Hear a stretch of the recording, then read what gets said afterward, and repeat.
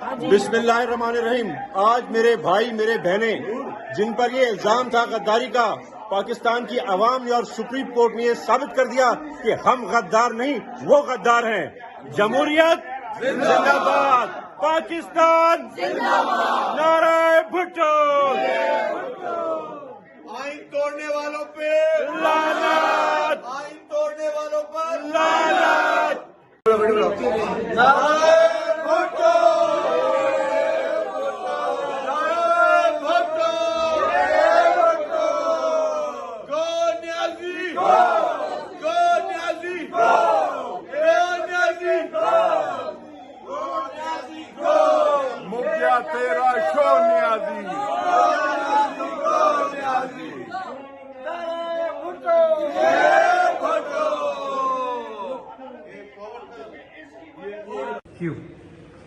बिस्मिल्लाहिर्रहमानिर्रहीम। आज हम बहुत शुक्रगुजार हैं सुप्रीम कोर्ट ऑफ पाकिस्तान के।